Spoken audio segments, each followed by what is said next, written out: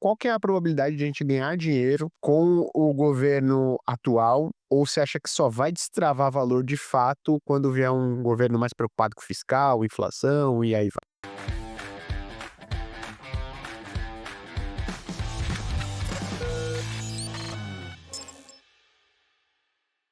Existe um tal de CDI que ele faz o canto da sereia. Então, o CDI subindo para 15, o que que acontece?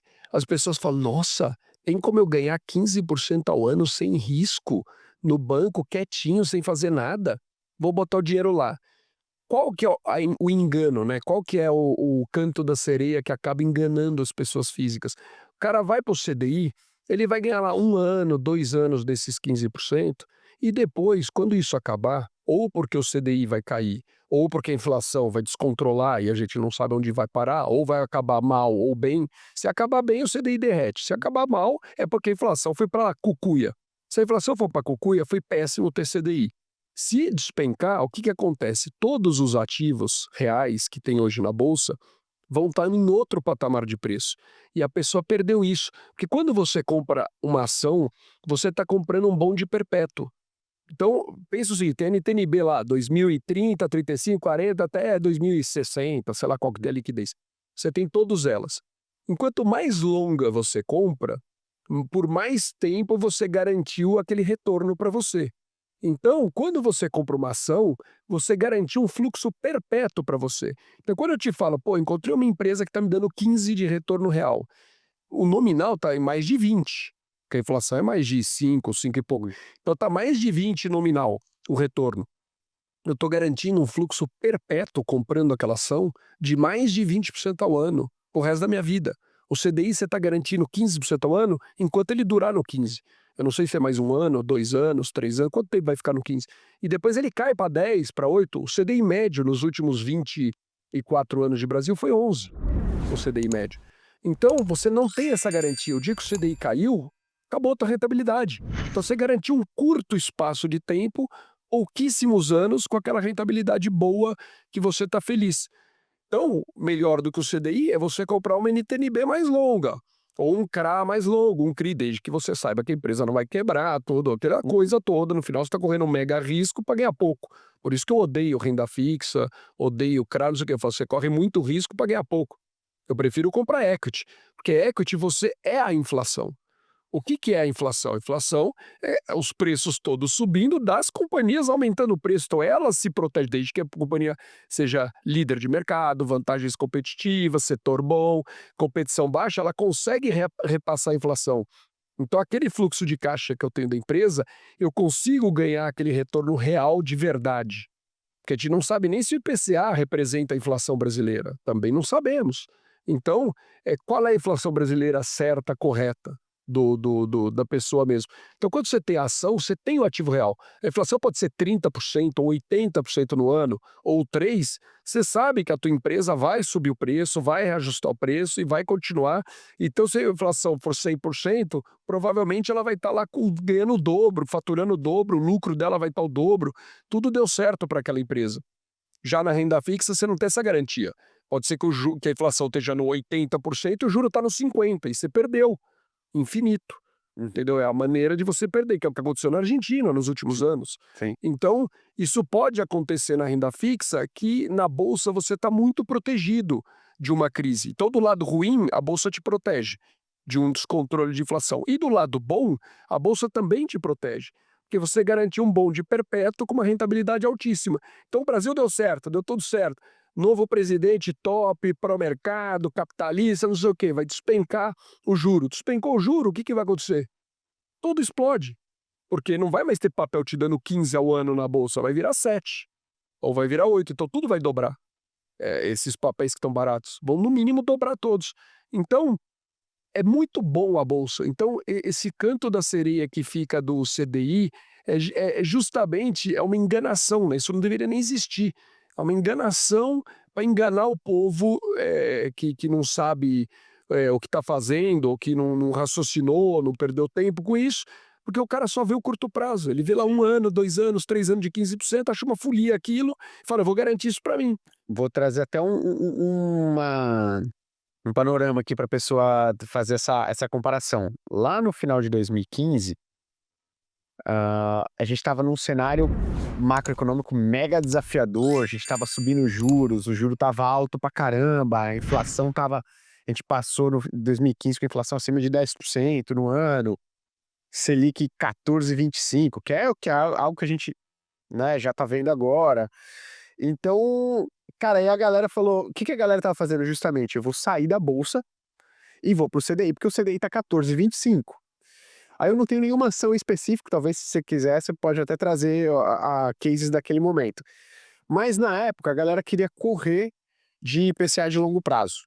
E lá no final, no começo de final de 2015, começo de 2016, eu estava comprando a NTNB principal, né, que é o Tesouro IPCA sem juros semestral. Entre 16 e 19, então a galera tava falando: Gui, você tá maluco? Porque nos últimos 4 anos esse ativo ele caiu 20, 25%, isso é louco, não dá pra mexer nesse negócio agora. E a taxa tava em IPCA mais perto de 8, IPCA mais 7,80, chegou a bater. Do começo de 2016 ao final de 2019, sem colocar pandemia, esse ativo rendeu exatos 300,5% em 4 anos. Então, uma rentabilidade média anual muito alta. Agora, imagina se você tivesse comprado em boas ações que estivessem pagando IPCA mais 12, IPCA mais 15, IPCA mais 16. Você lembra que uma magnitude de valorização de empresas Só que você em tinha na carteira? 2019, a Guepardo, o fundo subiu 99%. Em um ano de 2019. Dobrou o capital. Dobrou em um ano, mas isso foi a maior rentabilidade do fundo, né, na história de um ano, né? Uhum. Mas ele deu essa dobrada justamente por isso, porque estava um juro altíssimo e o juro derreteu com a eleição do Bolsonaro, com o Paulo Guedes lá, o juro derreteu e aí as ações reprecificaram. Isso é um movimento que você não pode perder, isso acontece do dia para a noite. Então, quando o juro está alto, quando está tudo errado, é a hora de você comprar ativos baratos e ter essa garantia dessa rentabilidade perpétua para você. É o inverso, o dia que o CDI tiver 3, 4%, aí é hora de ter CDI. Aí você lota de CDI. Exatamente. Aí é hora de ter CDI. Exato. Agora é hora de não ter CDI, de ter tudo menos CDI. Qualquer coisa é melhor que CDI. Exato. Então, quanto mais alto tiver o CDI, mais longe você passe do CDI. Perfeito. Enquanto mais baixo tiver o CDI, mais CDI você tem que ter. Perfeito. É inverso do que você olha e do que as pessoas acham e do que o teu gerente do banco vai te falar. É o inverso. No final de 2019, com a Selic indo para 4,5, todo mundo queria ter pré-fixado. Eu lembro que a taxa do pré-fixado estava em 7, 8 para os próximos 9, 10 anos. A galera, pô, vou ficar ganhando 4, Gui, posso ganhar 7, 8, falando, gente, pelo amor de Deus. Agora é CDI e no máximo que você pode ir é indexado em inflação de curto prazo, que é uma B5. Você tem a surpresa inflacionária, ele ainda vai te ajudar a proteger, tem duration curta, beleza. Deu a pandemia, né? No final das contas, os ativos de risco sofreram pra caramba. Mas essa é uma boa regra, cara. Se o CDI tiver alto, corre dele. Se o CDI tiver baixo, corre pra ele. É contraintuitivo, mas se você fizer um backtest, né, analisar como é que teria sido a performance dessa carteira, você veria que você estaria dando, assim, um belo de um espanco no CDI médio aí dos últimos 20 anos. Não, você bate tudo. Ah. Se fizer O isso, Otávio bate tudo. ativou gatilhos de saudade. 2019 foi meu melhor ano em fundo imobiliário também. Ah, tudo. Tudo foi muito bem. Gatilhos de saudade. Então, e aí era o ano de você lotar CDI. E naquela hora que o CDI tava 3, 4, 5, é lotar de CDI. E aí quando vocês iniciaram 2019, Guepardo ali, pô, ali você tinha um otimismo exacerbado também, Brasil virou Suíça, bicho, o cara 4,5 de Selic. O valuation que você tava fazendo, tava vendo o quê? IPCA mais quanto no negócio? Ah, chegou a 7,5, 8. Ali ficou tão ruim, porque Aí sabe o que a gente fez? Caixa. O maior caixa da Guepardo dos últimos, sei lá, 10 anos, o maior caixa, foi em fevereiro de 2020, uma semana antes do carnaval.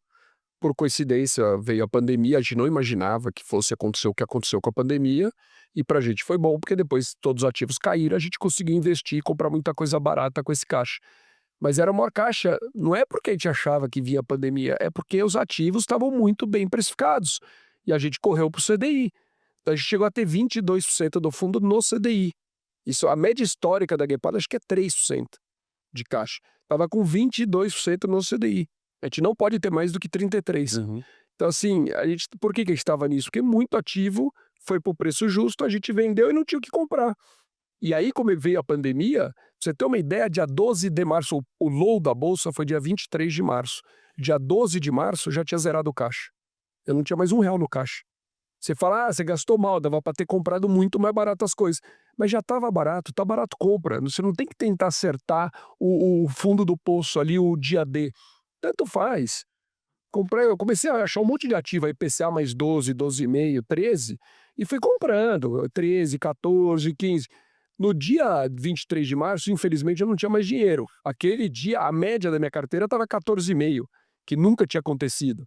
Mas só naquele dia, foi bom pro cara que aplicou dinheiro naquele dia, mas Uhum. eu já tinha acabado com o caixa do fundo naquele dia. Agora você fez uma boa observação, cara. Tá barato, compra. É aquilo, né? Pô, a taxa hoje tá muito boa, o preço hoje tá muito bom, mas será que amanhã não vai estar melhor?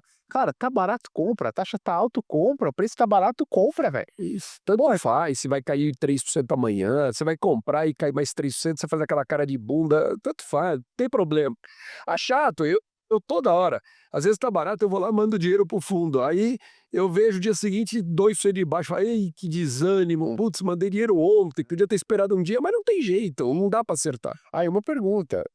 Sim, vocês já fizeram vários investimentos e desinvestimentos. Quantos desses vocês acertaram o fundo e quantos vocês acertaram o topo na hora de entrar e de sair? Nunca. Impossível. Impossível, e o cara tem retorno real líquido, bicho, de taxa e de taxa de administração e performance de IPCA mais 16. Mas fica tranquilo, você no conforto do celular é um ser iluminado, você vai acertar o fundo do poço e o... Esse tem que ser o corte que mais vai viralizar, porra. Tipo, você nunca acertou o topo e nunca o fundo e o cara tem IPCA mais 16,5 líquido de... Eu sinto, é quanto? 20? IPCA mais 20 e O pouco? nominal, É. 21, 20,5, 21. Porra, entendeu? Assim, então esquece, cara. E tendo um resultado disso, o cara nunca acertou o topo e o fundo, e você aí que tá 50% do CDI nos últimos 10 anos tá tentando acertar o topo e o fundo, acho que você tá com a estratégia errada. IPCA mais 20 não é janelinha de 24 meses não, tá? 20 anos. Exatamente, só pra deixar claro. 4 anos. 24 Ah, eu confundi. A janelinha de 24 anos, não são 24 meses, são 24 anos. É, sei lá, a janela é boa, é grande e é muito difícil acertar. Aliás, é impossível. Eu brinco com os caras da Guepardo lá, vocês não acertam nada. Os caras falam, não, às vezes a gente cai o dividendo na conta, a gente pega esse dinheiro e fala, o que que a gente vai comprar com o dinheiro? Tem várias empresas baratas, qual que a gente vai comprar? Os caras, eu compro essa, que essa aqui vai subir mais rápido, porque não sei o quê. Eu falo, então essa eu já não vou comprar, porque eu tenho certeza que você vai errar. Porque ninguém acerta. Então eu pego lá as 4 mais baratas, divido nas 4, não sei o quê, porque é difícil. Uhum. Sempre a que sobe, a que você imaginou que ia subir por último, vai primeiro, é Você sempre. pergunta pro time, aí você vê, citaram 10 nomes, você fala, as outras 4 vão ser as que a gente vai comprar, né? Porque vocês... Não tem jeito, não tem perigo de acertar. Ninguém. Eu não acerto e ninguém acerta. Eu falo, não tem perigo. É muito engraçado, assim, é muito difícil acertar. E todos eles aprendem no começo, eles ficavam assim, não, mas essa empresa tá com o fluxo esse ano é muito bom para ela vai entregar crescimento, então ela vai subir antes das outras, tá no timing muito bom. Eu falo assim, ó, vou deixar anotado aqui, final do ano eu vou te cobrar. Chega no final do ano, é a que menos subiu e a outra que todo mundo achava que tava num timing horroroso explodiu. É sempre assim. Agora eu vou fazer uma pergunta pra você. Eu sei que vocês não olham muito macro, mas você tem 24 anos de mercado. Então você já vivenciou diversos ciclos de política monetária diferente, ciclos macroeconômicos, globais e com perspectivas políticas diferentes.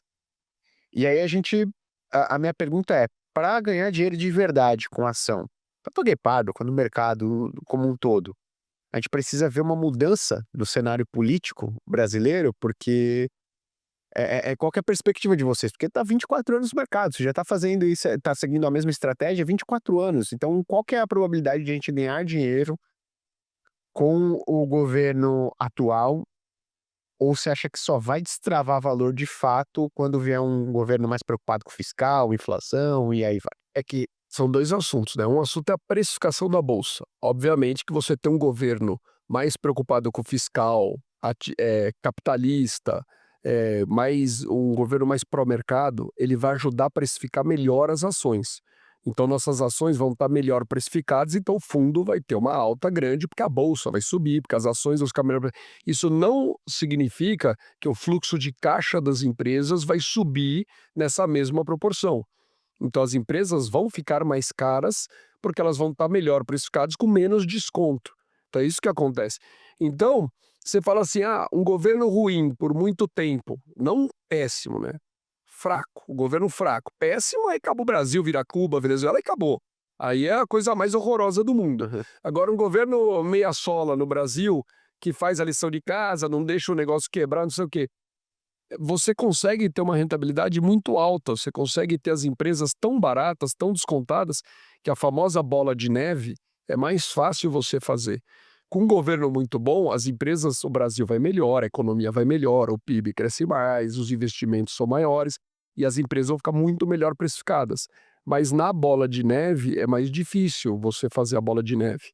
Então você faz aquela primeira pancada que vai reprecificar seus ativos para cima, mas depois, no pós, já é mais difícil você ter aquela rentabilidade altíssima.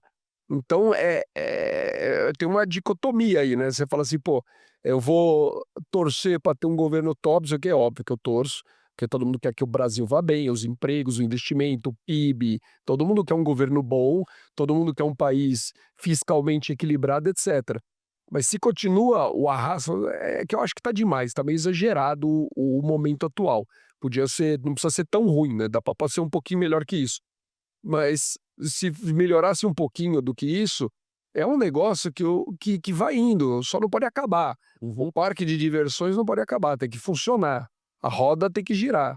Se parar de girar, aí acabou o país, né? Aí isso não pode acontecer nunca. Se a gente caminha para fazendo um exercício de futurologia com muita fé, para um país estruturalmente melhor, né, como você como você veria a possibilidade de você trabalhar com níveis de exigência de retorno menores do que você trabalha hoje? Porque é o seguinte, uma coisa é você olhar para a renda fixa, a NTNB, ela está lá entregando IPCA mais 6, 7.